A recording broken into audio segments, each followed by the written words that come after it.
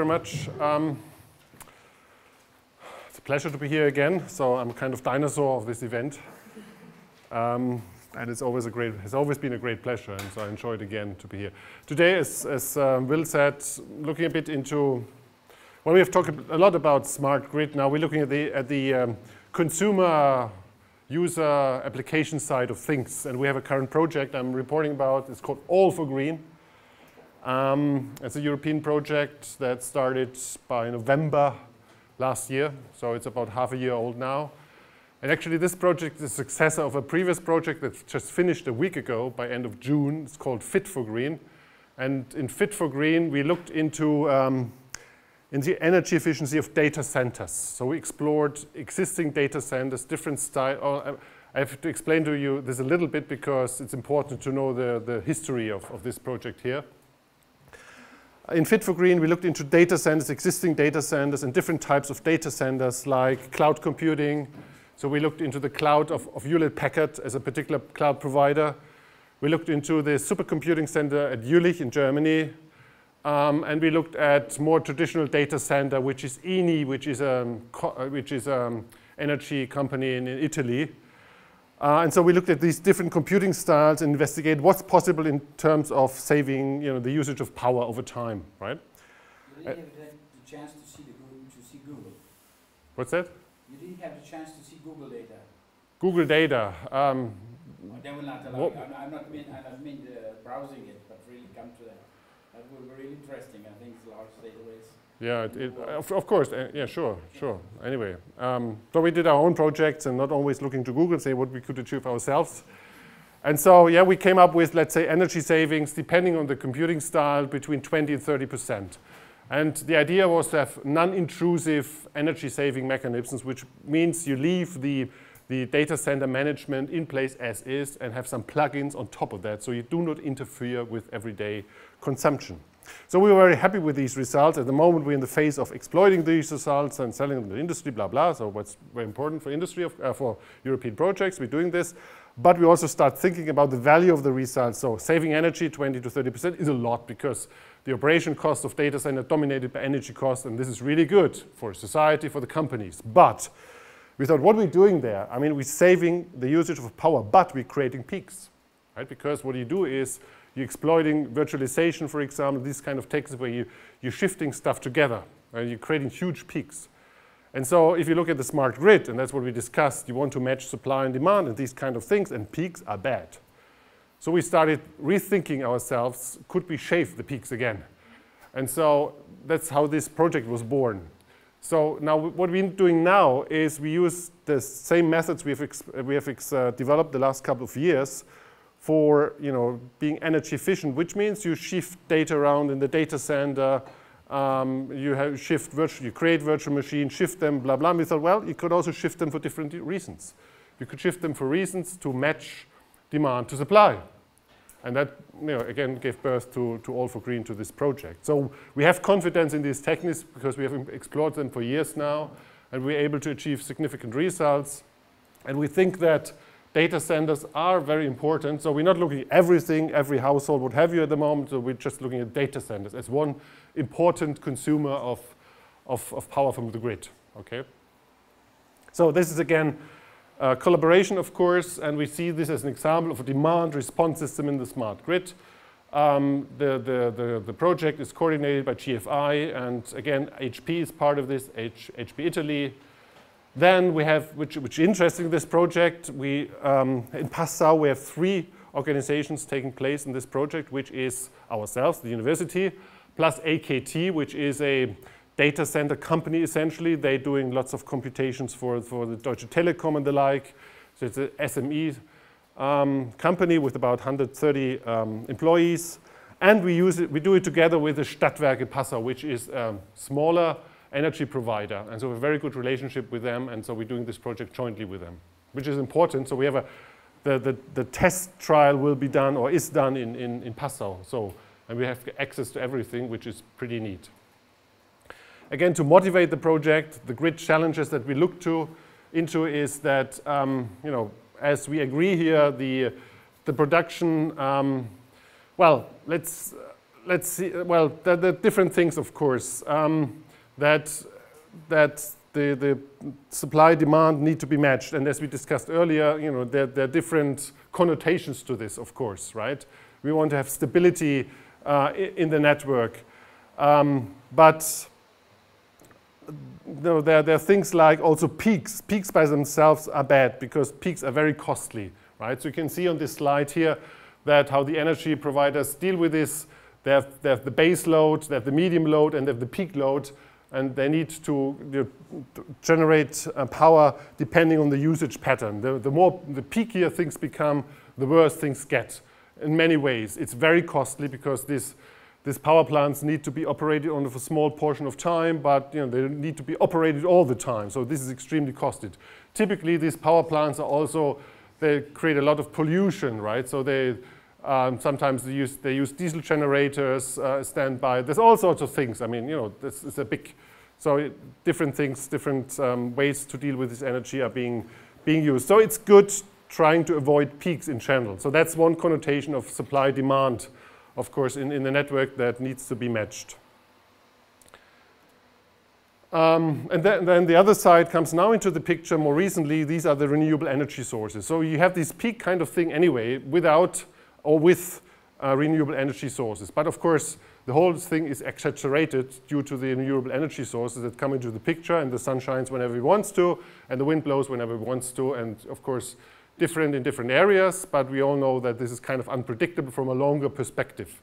And we have the situation in Passau in particular that there's lots of sun photovoltaic equipment there, and I think we are able to cover about almost 40% of the total energy by the sun at the moment, but the problem is it's not really used, right? So it's wasted to a large extent because at that time when the sun shines, it's not used. For example, the households, you know, when the sun shines over the weekend, nobody stays at home and the energy is not used and things like that. So there are many reasons for that. So it all adds up, of course, right? I think I don't have to repeat this all because I think you're all aware of this situation. So it's just, you know, for the more general audience that these slides have been prepared in order to, as a kind of reminder. So as you can see, things become more complicated now because this is an add-on to the previous slide that now, of course, this situation where we have these pink curves that come into the picture due to the renewable energy sources that make things even more complicated. Okay, so that's one side of the story. This is the production. And I think we cannot only manage the production of the energy, we have to manage the consumption, the demand by the end users. And so we look at this clientele of the data centers. And finally, of course, I think stability of the network on the grid is very important. I'm skipping this a little bit because I think, well, we had, you know, you can see some numbers here concerning the stability of the network, which is increasingly important. You can see typically the Austrians, they take the energy from us, so they're very happy to take the energy. And interestingly, we have to pay Austria to take the energy of the grid, and then we get it back and we have to pay again, which is quite unsatisfying, of course. It's good for Austria, but it's not good for us. From that point of view, so you can see some numbers here where you can see a local energy provider had to do this 15 times already last year, which is on average 1 per month, a bit more than 1 per month, which is a lot, of course, if that happens. And of course, this is expected to increase substantially throughout this year and the following years. And you can see it's kind of exponential rise of this. So this is not sustainable, so we have to look for other ways. We have to manage the consumption. Again, another reason for this, right? So stabilization of the grid is very, very important. And I think this should be part of the supply demand in that respect, should be taken into the picture. Because from our point of view, we're not looking only into whether now energy is provided by renewable energy sources, but the energy provider, they should signal to the consumer saying, hey, you know, we're in a situation that things tend to be unstable, you need to respond. And instability can come from both perspectives, over-provisioning or under-provisioning. It's equally bad in a way, so it doesn't matter really, right? Both ways need to be dealt with. Right, so we're looking into data centers now within the project All for Green, and you can see it's considerable, the amount of consumption that's been done here. Some statistics that tell you that about 50 terawatt hours were used in 2008, and of course this increases all the time, so it's going to double. We talk a lot about 2020, and you can see these numbers. It's going to double until this time. And so, of course, this is about, you can see this is about the energy consumption of a country in Europe, which is quite significant, right? So what we're doing here is we're looking into, let's say, a relationship, because I think this cannot be done in isolation. So the energy provider together with the customer, which is the data center, they should come up with a way from a technology point of view, but also from a business point of view to come to an agreement. Plus, the customers of the data themselves might as well be affected, and they should also be part of the picture. Right? So we have this eco chain between the energy provider, the data center, and their customers that might play a role there. It needs also to be investigated.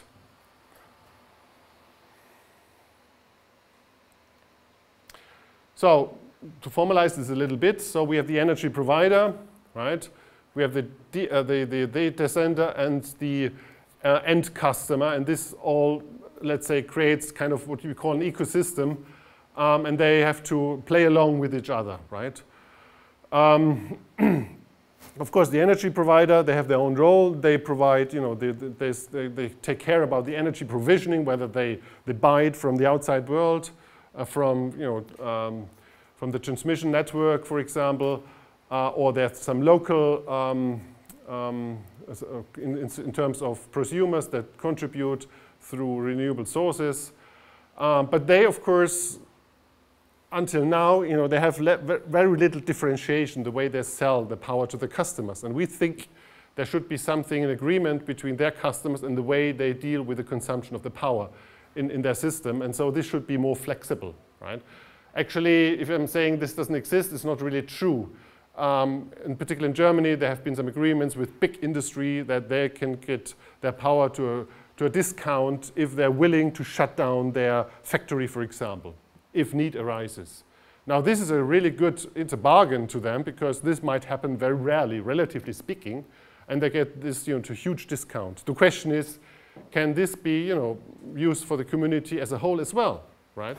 But what do we need for this? And that's actually what we want to support with our project here. So everybody can benefit from this discount, from this big discount. Of course, it might not be that big in the end if everybody gets a share.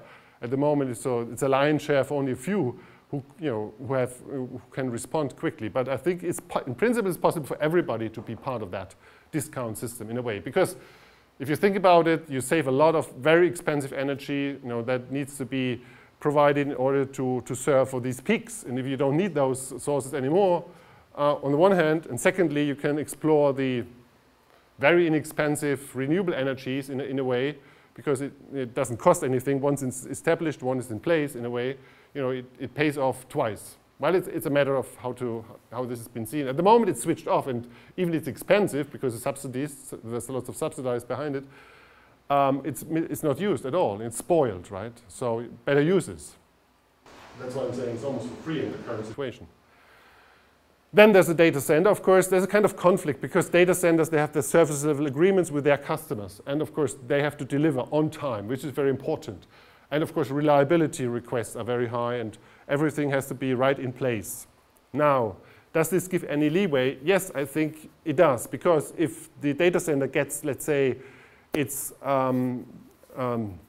energy, its power by a discount of 30% or 50%, it can offer good prices to their customers if they're also a little flexible in a way, right?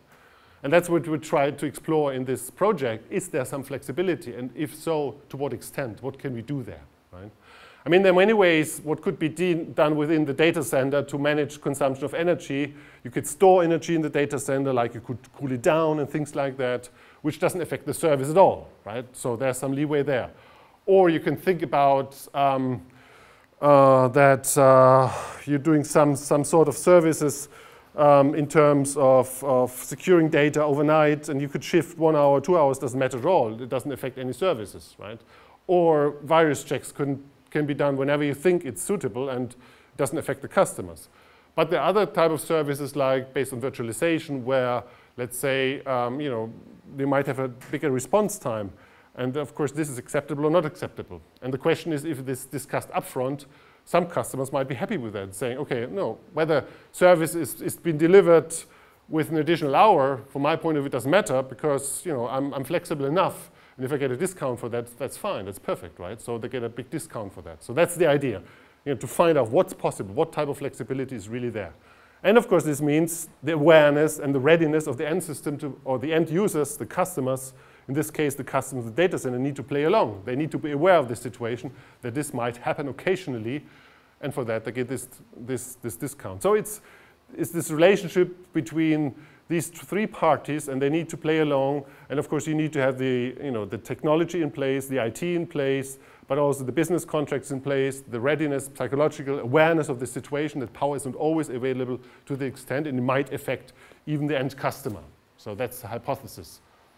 And fortunately, we have these three players in place at the moment in Passau, and they're ready to try this out, right? So this is, let's say, the situation between the energy provider, the data center, and the end customer. And so you need the tariffs play an important role, because if there's no benefit to this, why would they play along? I mean, there might be people incentivized enough because of ecology, but in the end, business counts. So you have to have some incentive that way, right? So we're saying from the beginning, this needs to be there. And there needs to be a service level agreement there, and this is there in place now, but this has to have some green connotation to it, because, as I said, this needs to be negotiated upfront. At the moment, this is what's happening within data centers. You have this energy management data center. In a way, this is fit for green, the previous project I was mentioning. We have this in place. What you do, you try to minimize the consumption of energy. With that, of course, you already reduce your bill, which is really good, by 20%, which is substantial. You have different vehicles for that to do that, right? You can manage the cooling, which is one. I mean, you know, there's some leeway how much you're supposed to cool down your devices. You can manage the services like through virtualization. You can manage the hardware and the like, and this all plays together in order to manage your data center. And this has been done at the moment, and this has been extended now. So this, in a sense, is fit for green if you want, and this green one is now all for green. And now, actually, this should read green, not gene. It's green SDAs and green SLAs. So green service level agreements in the way that flexibility pays off and is somehow being part of that, and flexibility is translated into, you know, performance characteristics or reliability characteristics in a way. And then we have the green SDA, which is supply-demand agreements between the energy provider and the data center. So these, of course, two sides need to be reflected here in the contracts. And there we do this demand reshaping in case of surplus, shortages, and the like, what we've discussed initially throughout the talk, and what we've talked about all morning in this workshop already. And this should be then part and consciously being organized here. So this is an energy management in the ecosystem that's taking place, right? Okay, so summarizing this flexibility in the data center, I think the key to a lot of these questions is flexibility in many ways. In this case, the consumer of the power, which is the data center, and their customers, they all have to play along with some level of flexibility, and flexibility pays off. I mean, if you say, well, maybe a little, but then think yourselves, if you go to an airline and you book a ticket, you have various options. You get one seat, same seat for a vast different amount of money, right? If you're a standby passenger, you pay a very small fee just to get the same seat as somebody who pays for a flexible ticket, where you can change your seat in the last minute. It's, let's say, 10 times more expensive.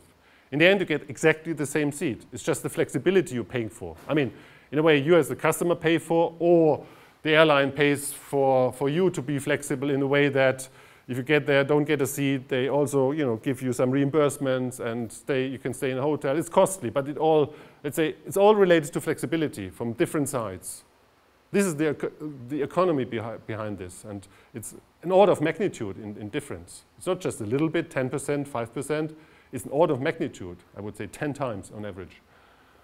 So we think that flexibility is the key, and this should be part of the smart grid in a way, and being reflected in the economic models there. So again, you see these facilities that are in place in all data centers already, right? You deal with management of services, with management of hardware, with management of the cooling, and then you need to adapt, right? Which is, of course, right now you do consolidation of services in order to save energy, to shut down hardware, where you keep the virtual machines running, and you run as little or few physical machines as possible.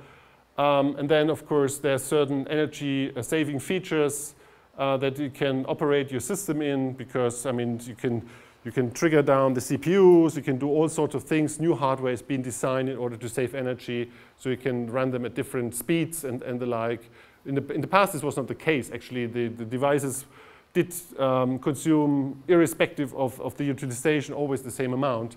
And this is gradually changing, which gives you a vehicle in order to manage your hardware more with respect to energy savings. And of course, with the cooling also you can also store energy in the cooling system there, where you can cool it down or heat it up, depending on the situation there. Of course, at the moment, of course, if you look at energy savings, then you're allowed an increase in temperature because there's some flexibility there. Okay, and now, of course, with, well, the green stuff, this part was actually more the fit for green, and now the all for green, saying, okay, you also allow deconsolidation of services. In a way, it's, let's say, you're taking advantage of all these techniques in both directions, consolidation versus deconsolidation, of course. Then energy savings. You could also think about, to turn the hardware to the minimum performance and the like. You can decrease also the basic temperature to store energy inside the data center and the like. Then you could shift the services, do some service in advance if you know you would need them later and the like. You can charge the UPS in the data center and so forth. So there's lots of things that can be done. This might not be complete, this list, but it gives you, let's say, some ideas about what we're all exploring in this context, right? So yes, of course, this needs to be, has a business side also, which is the supply-demand agreements, which needs to be green in terms of the flexibility needs to be reflected in the tariffs, for example, right? I said this before, so I don't have to repeat this all. So you need to have some incentives in exchange for the flexibility, lower energy prices, bonuses, what have you. That's something we need to explore, though. That's part of the project, so I can't give you the best possible way how to deal with this, but this is part of the project. In particular, University of Mannheim looks into this side of the project, and the green SDAs are, of course, then they are then reflected also by the green service level agreement on the customer side. So I mean, there are many models that have been discussed or are being discussed at the moment. What's possible? Again, this doesn't need to be complete. It's just we need some way to think and exploration of the possibilities that are to be investigated, and later throughout the project, hopefully we see what is viable and feasible and what could be dealt with. So we could shift load for some time and for such an amount. That needs to be agreed on in the beginning. Half an hour, such and such needs to be shifted, and you need to agree on. So these kind of examples how this could be dealt with. Okay, and the counterpart is the service level agreements. Again, the customers of the data center, they need to be aware that this all translates to the typical performance parameters like delay, jitter, response time. Well, they should be ready for some flexibility there, again, as in the case with the airline.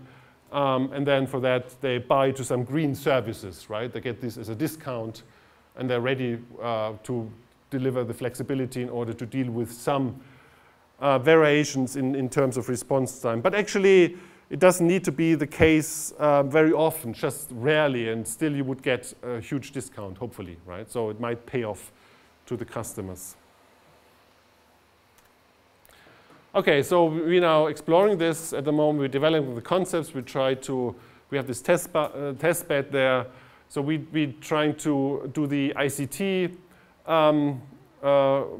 developing let's say the IT part of that, which is the extension of the control center that's already in place with our local energy provider, SWP, where we're having access to their infrastructure. Now we're building this virtual control center at the moment in combination with them, and we're exploring all the possibilities with AKT, because AKT was there. We've also worked with them actually another project, which is a national project, BMBF project, where we already looked into energy efficiency of communication and data resources.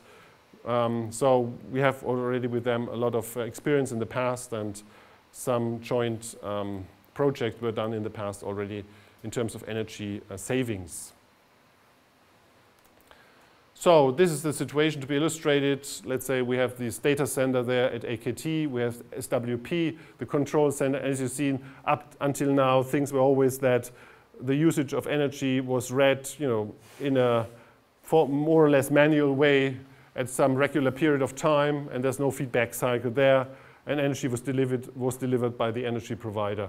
And this is the grid control center that's in place. This has been extended by an IP network anyway at the moment, of course, which is good to us, so we can use this IP network with which we are quite familiar with. And now we're building up this extended grid control center at the moment for reshaping the energy demand and supply according to the slides that I've just presented to you. So it's a sort of virtualization in terms of the localization of the grid control center, where we're trying out all these ideas that we're developing within this project. Okay, so this is the part of All for Green. Now, of course, this is a workshop on self-organization of the smart grid, so I'll start thinking about self-organization as well. What does it really mean in this context? And of course, we want to build this smart grid, and we said, we have tremendous amount of components due to renewable energy sources, and we have a lot of users there. It could be private households, it could be companies, it could be data centers and the like, and they all play a role. And thus, is there a chance, or is there a need for self-organization, or is there a chance for self-organization, however you want to put it. Now, what we've done in the past already for some couple of years, we looked at self-organization, whether we can measure it, can model it, and came up with some quantitative measures, what it really means if you have a system that's self-organized. So we came up with measures based on information theory. So we came up with measures of emergence. Again, we saw this morning by Will. He illustrated what emergence really means. You think of this school of fish where you have individuals that follow local rules, right? And there's some global patterns emerging, like the school moves coherent from one place to another. And this, of course, we thought, can this be really measured? And yes, it can, at least conceptually, at least theoretically. In practice, of course, there are many obstacles to overcome. Then each individual makes a decision that's autonomous. Again, can this be measured? Yes, it can be measured. So again, based on information theory, we came up with measures for emergence with autonomy. Then what's interesting, by looking into these measures, investigating, did some explorations there, we came across something which we call global state awareness, which is interesting because if you think about it, it's very natural, because each individual, like each fish in a way, makes its autonomous decisions but gets some input from the outside world and feeds some information to the outside world. In a way, this is an exchange of information that over time each individual gets something to know about the world around. And so we became interested in saying, how much is this really? How much important is this? And it's really, there's a very close relationship between the global state awareness and emergence. Because emergence means coherent patterns do emerge, and they should represent something significant of the environment around. And as such, each individual also has some picture about the global state. So let's say, at least something, let's say, the sardines, they know there's a shark. They don't know the whole environment, but they know something, there's a danger there, and they should somehow respond. Again, we can measure this, and which is one of the most useful measures. You can really see, if you observe a self-organizing system, how the global state awareness increases over time. As at the same time, a pattern of emergence, a certain level of emergence manifests itself. Then, of course, emergence itself, is a quality that you can observe a lot, but emergence by itself is neither good nor bad. It depends.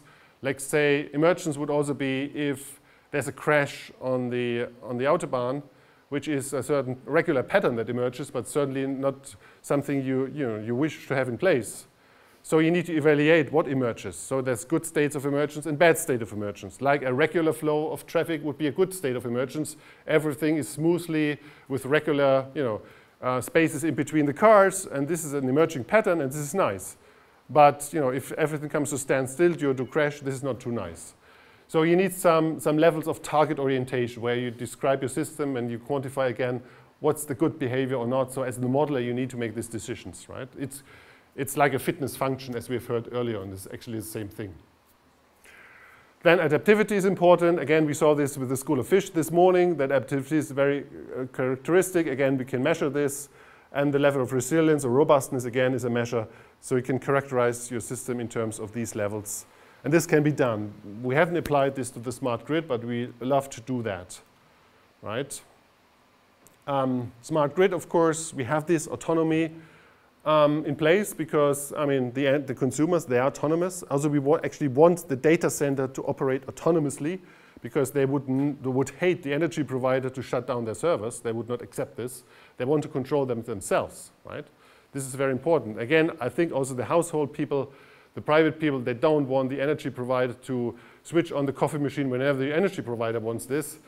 I don't think this is acceptable, right? So I think autonomy is very important. And still, you want to have the system act in a coherent way and in a way you want it to act in terms of supply and demand matching. So autonomy, I think, is a very important measure for us here. Adaptivity obviously is because demand supply, let's say, and emergence is everything going the right direction you want to have this. So yes, I think these measures are appropriate. The question is how to apply them. For one thing, for example, if you look at the fish example, then all these fish are, let's say, similar, right? This is typical for self-organizing systems. When you model them, we have, let's say, homogeneous entities. However, look at the smart grid, we have prosumers. They have both roles. They're consumers and producers. So this dual role is not obvious how we can incorporate it into self-organizing systems. How we model this is an open question. So this heterogeneity typically is hard to deal with in self-organizing systems. All right. Yeah, resilience, global state awareness. Again, I think all these measures can be applied. I think they're all suitable because you need some awareness. We talked about the customers. They need to play along. They need to be flexible, but they also need to be aware of the situation, right? And act accordingly. So I think all these measures are very, very useful, it seems.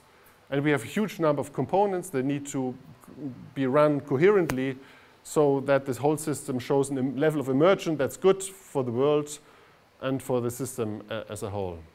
Okay. Well, to summarize my talk, to conclude, I think I started off with All for Green as an example to deal with smart grid in an industrial context here. We have different roles there in the eco-chain, which is which are the energy providers, the data center, and the customers. And they need to play along, and they all should benefit from this. There's nobody who should left aside.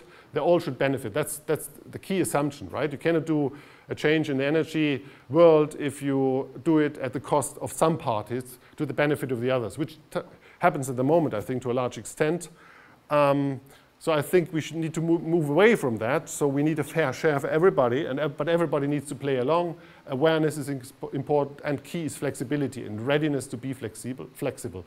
And take advantage of that. And flexibility should also be awarded economically. And this has been reflected here on this slide. All right, so if you're interested, I didn't go into details about how the measures can be calculated. I did this in the past at the same place here. So for some of you who were here, they know.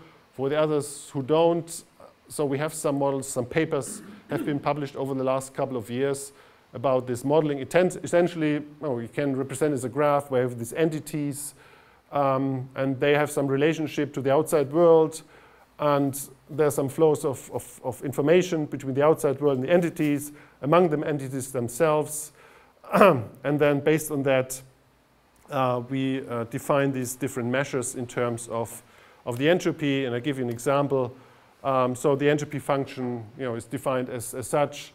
Most of you are aware of this. It's based on the probabilities that you need to know the probabilities, essentially. I mean, that's the tricky bit of the definition that we have in place. You need to get all these probabilities.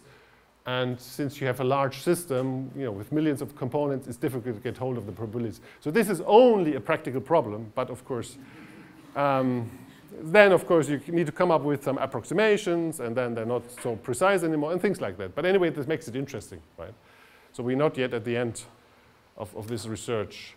So and then of course, you can measure the flow of information between these entities, right? And if everything is coherent, let's say, just to give an example, in terms of emergence, means that every entity is synchronized with every entity else. And then as a result, of course, they sharing the same information among themselves. And in an extreme case, to describe your whole system, you need one bit being in one state or the other one, right? And of course, the idea of emergence is then, the intuition behind is, if you look at each entity separately, then of course you can describe each entity separately. How much information do you need to describe that? As opposed to you describe the whole system together. And then of course, let's say, in the simplest case, each entity can be in one of two states, 1 or 0. Then of course you need one bit for each entity, 1 or 0. But if they're completely synchronized, you need only one bit for all entities together. Again, 1 or 0, because it's like the fireflies, right? The same example that Christian investigated, the fireflies example. We also investigated this, a very nice, actually, example, the fireflies, which means that this observed in nature, where these sparks, they're flying in the middle, in far east, it is, of millions of them, these insects. And they're able to synchronize themselves. So the males, I think, synchronize themselves. So they're blinking at very regular intervals all of a sudden, and it doesn't take long. So only by local interaction they're able to do that, right? And so in the end, then you have this light shining, going on and off all the time, which means you need only one bit to describe the whole millions of fireflies, whether they shine or they're dark. So that's an example. Or you can describe each firefly on its own, again by one bit, right? That's the intuition behind the definition of emergence that we have come up with, right? So you can see it's very simple. So this is the definition of emergence, which is simply a relation of what I just said, the entropy function of each individual entity in relation to the sum well, this is the whole network in relation to the sum of each individual. A very simple definition. And the like. And then, of course, you can go on and show you the global state awareness. Again, this definition of global state awareness says, okay, I'm not looking into the environment in all details. What I just want to know, some equivalence classes. Is it good, bad, or okay, or something like that, which shows you, let's say in this case, 3 equivalence classes. And the situation of a fish, it just needs to know everything is fine. Or, there's a shark around, or something else maybe. So 3 classes there. That's all the fish needs to know in order to respond properly. And again, this is the global state awareness. You can see that this is based on the entropy again, about knowing about this equivalence class, something about, based on the history that of observation. And again, it's a very, very simple definition. So it, in principle, it can be calculated all the time, but in practice, again, it boils down to the problem of having all these probabilities at hand.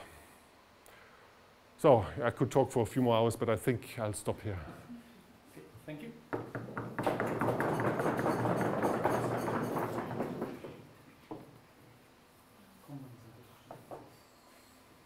Yes? I have one. You had a list of measures you can take to shift load or to modify the load. All right. Can you give some approximate numbers, how much % of the total load you can modify using these approaches? You mean in data centers? What is your flexibility? I mean, it's quite a lot. It's enormous because, I mean, traditional data centers, they will run at very low utilization of sometimes 20% or even lower. And so I think it's very common practice in data centers to take advantage of virtualization. At the moment, I think 2/3 or even more of data centers are completely virtualized. And so shifting of data around happens all the time anyway. So I think we have come to a stage where, you know, the services have become widely independent of the hardware. So in a way, I think it's, you know, it's kind of unlimited in a way. Well, unlimited from, I mean, only from 0 to 100%, of course, but in that range, everything goes. And as I said, also in the previous project, in the Fit for Green project, we're able to save energy with these kind of things. Being non-intrusive, 25%, which is a lot, I think, right? So there's a lot of shifting going on. So I think load shifting is happening all the time anyway. So, but it hasn't been shifted for the purpose of demand-supply matching. And that's the new thing. But the shifting itself, I think there's a great potential there. If you take the shifting itself, which is anyway already done, and say now you go for the special measures for the demand management, how much more can you get out of it? How much more? No, I'm not sure. It's a shifting for different reason. So you don't get any more. You might save less energy, actually. Of course you do save less energy, because in the past, what we did, we created peaks. We shifted everything together, right? Actually, this is interesting. If you look at, I said we looked at different data centers, like supercomputing data centers. There we could get the least out of that. Because, why is that? And we started thinking about, well, then if you think about it, it's clear, because they have, let's say, batch jobs anyway. So naturally, these batch jobs, they are peaks, right? And so you're putting everything together and you plan ahead well in time. You can plan your resources. So, you know, supercomputing data centers are naturally more energy efficient than more traditional data centers or cloud computing in a way. So we were less able to take to win something out of this. So it all depends a little bit on the mode of operation, what you can gain out of that. So, but what was the question? Sorry. I lost you now. Can you repeat the question? How much more you can win out of this?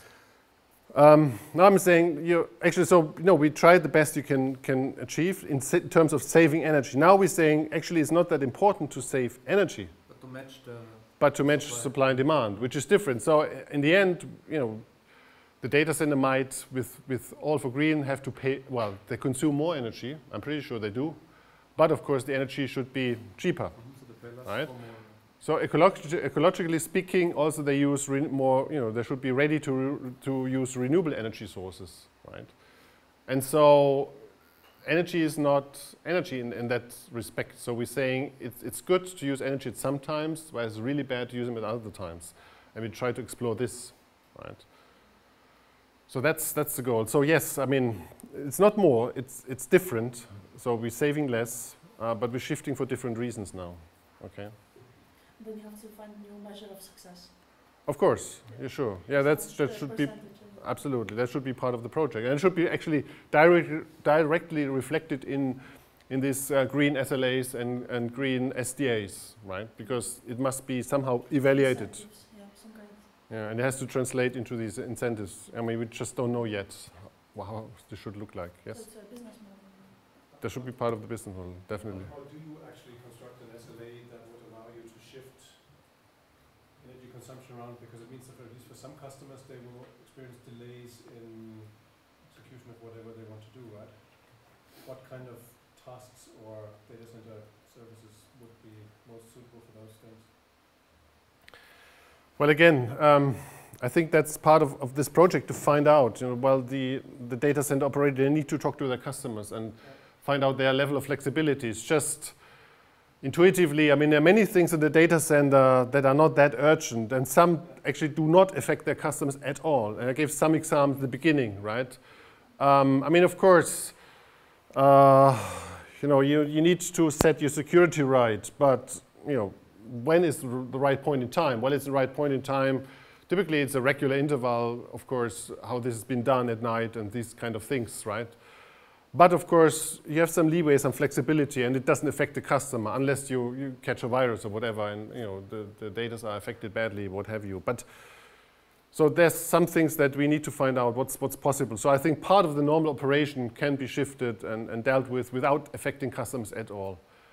And I think for some customers, of course, everybody wants to get their service as quickly as possible. That's natural. But again, if that translates to an economic model, it's also something we need to find out. Now, what's their readiness, their willingness? And just a no, it's just hypothesis that if it's you know, the incentive is large enough, they will be happy to do it. So it's a matter of, and of course, energy shifting, you know, we're talking about, I don't know, sometimes an hour, half an hour is already a really good thing, right? So we're not talking about delivering a week later or what have you. It's just, you know, in this scale. And I think for some customers, some of course need their services immediately, overnight, at all intents of time. Others just need it, you know, when the workflow starts again in the morning. So I have no complete answer to this. It's just that we believe that there's a, you know, a huge level of flexibility there that needs to be explored, and that's part of this project, right? To explore the, well, we have the, I think we have the technology already largely in place due to the previous project, so we can deal with that, we can shift around, and we can play with that. But it needs to be, you know, used in this different context, so we're not shifting for the previous reason, but for the new reason now. And we're optimistic we can do that, but the rest, of course, needs to be explored. Okay. Is there more potential in sort of optimizing tasks on individual machines, or actually also moving tasks between machines, so you could, for example, fully load some of them and then let some of them idle from there? Is there any heuristics that you have for what is the lower hanging fruit, or what do you call it?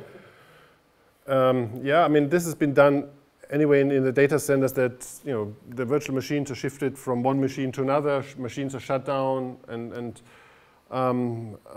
put up again. So this is happening all the time.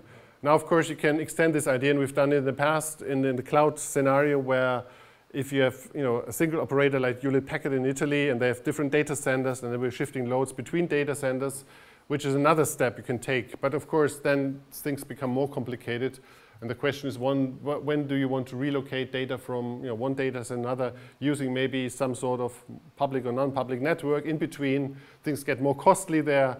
And so, you know, all sort of things are possible. Actually, you can shift the data around the world as the sun moves and things like that. Or you can shift it to the north, where cooling is, you know, less severe and things like that. Yeah, I mean, people are seriously thinking about this. So, you know, there's the great visions out there anyway, so to explore all these kind of things. In a way, so data cloud is sort of moving around. But then on the other hand, you cannot, well, performance-wise probably you could do a lot, but then of course comes security into the picture. So, and now of course at the moment, we are again discussing cloud computing in terms of, well, how much clouds can you really afford, or do you want to afford in terms of security? Because there's increasingly the demand to know where your data is, right? In the cloud, I mean, that relates to your question, you know, how much relocation is possible?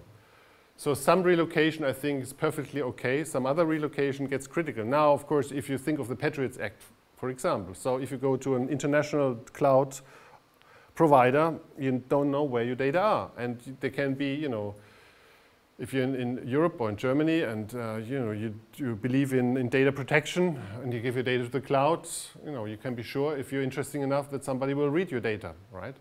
So, which means you have to make sure that your data stays within the confines of Europe, Germany, who knows what, which is in conflict to complete virtualization, where you're independent of any hardware anyway. And that's, at the moment, this is kind of an interesting situation. So we're talking we have a project with Fujitsu, which is, again, a global cloud provider, and they have exactly that problem. They just don't know where the data is within their own cloud. So it's not that they're different providers of a cloud. There's a single provider, right? And they themselves don't know where the data is, right?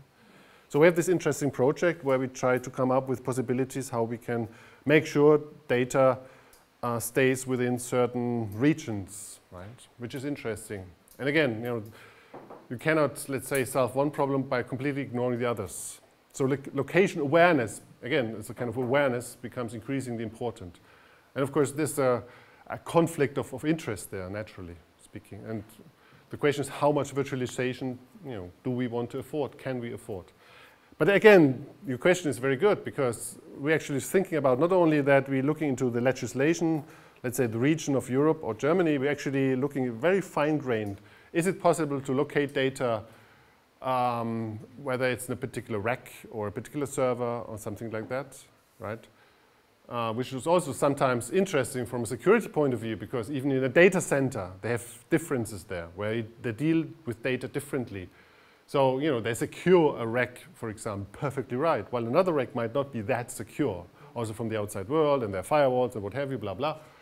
So again, it would make a lot of sense that you can really prove that your virtual machine is running on that particular rack, that particular server, what have you, right? Which, of course, reduces the degree of flexibility you do have. So that's another side of reality. So I'm very happy that we're looking at both sides in a way. So you can see both, not in the same project, but in different projects. So the world is not that clear, not that easy, of course. Right. Well, I think you understand probably what you said. This project shows something else in a big picture of smart grids. It shows that trying to balance or to do the on-site management, you basically develop or you force to develop a new business model. Absolutely. You know, absolutely. In the macro picture, I think these kinds are important in a social, economic, and technology bridge. Absolutely. And I think this is the real value of the project, at least from my point of view, more than measuring the entropy and things. No, but that's not part of the project. Sorry, this is part of this workship here. Yeah, that's okay, just for workshop. But I think this is example, and we can anticipate there will be shifts in the business models in the future due to the on-site management. Absolutely. Has been done in some jobs. For example, I know from classical without smart grids. If you look the railways, how they operate, they have peaks and downs, and if you have the ironworks as well. On the other hand, if you have some process industry like a kiln of cement company, it's constantly running, and those kinds, were there as well trying to do it, but in less, let us say, less fragmented area. Now you come to data center where it's okay per se, it's a business. But in the economic, in the power terms, it's actually not a big player. But still, the consequence of that is a new business model, which is they have to think over. And what's again economic terms, your benefit that you get on the supply side, you have to share it along the way. Exactly, you have to share this. Yeah. If you don't share it, not working. Forget about it. Absolutely, so I fully agree. Yes, so this is the kind of cascading of sharing of the benefits. Exactly, absolutely. And that should apply to all scenarios. This is a particular scenario, of course. We do this because we understand this, we have done previous work, but it also applies to other scenarios like, end users, homeowners, what have you. Same thing there. Exactly, I would fully agree. Okay, thanks again.